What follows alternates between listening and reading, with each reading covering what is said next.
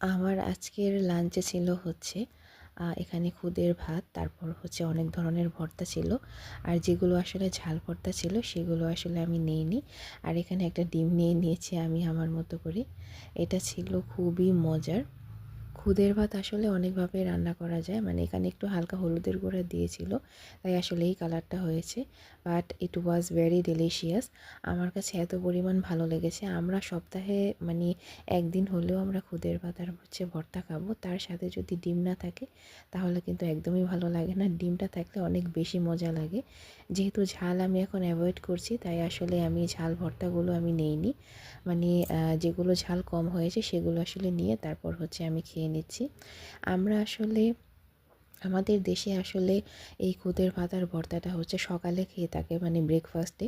আচ্ছা, আপনাদের দেশে এই জিনিসটা আসলে আপনারা সকালে খান, দুপুরে খান, নাকি আপনারা ডিনারে খান? অবশ্যই এটা আমাকে কমেন্ট করে জানাবেন। আমরা হচ্ছে এটা সকালে খেয়ে থাকি। আর আগে আমরা সবসময় সকালেই খেতাম, বাট এখন হচ্ছে আমরা দুপুরেও খাই, আবার অনেক সময় রাতেও খাই। বাট এটা আমাদের দেশে আসলে সকালের ব্রেকফাস্টে খাওয়া হয়ে থাকে। আপনারা কিভাবে খেয়ে থাকেন অবশ্যই আমাকে কমেন্ট করে জানাবেন।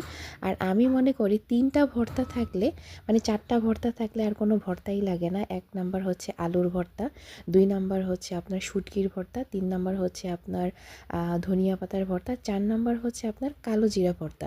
এই ৪টা ভর্তা থাকলে দেখবেন খুদের ভাত বা নর্মাল ভাত বা পোলাও একদমই জমে যায়, অনেক মজা লাগে। আসলে ভর্তা ভাত সবসময়ই মজা, আর ডিম ভাজা হলে তো কোনো কথাই নেই।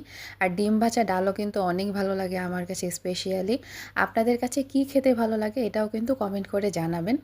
আমার কাছে আসলে সবসময় ভর্তা, ভাত, ডাল, ডিম ভাজা এগুলো খেতে ভালো লাগে। সবসময় কিন্তু দেখবেন মাছ, মাংস খেতে আমার তো একদমই ভালো লাগে না।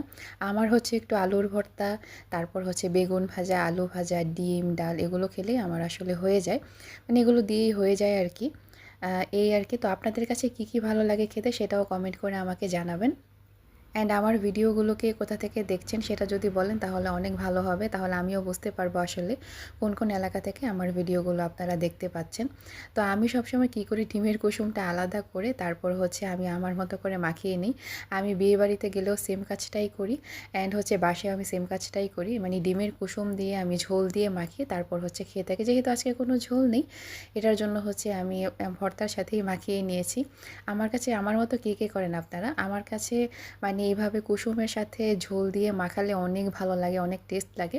আর আরেকটা হচ্ছে আমি ঝোলের সাথে একটু ভর্তা নিয়েও খাই, এটা আমার কাছে ভালো লাগে। অনেকে আসলে আলাদা করে খেয়ে থাকে, বাট আলাদা করার চাইতে ঝোল দিয়ে যদি আপনি ধনিয়ার পাতার ভর্তা, তার শুটকির ভর্তা না অবশ্য, ধনিয়া পাতার ভর্তা,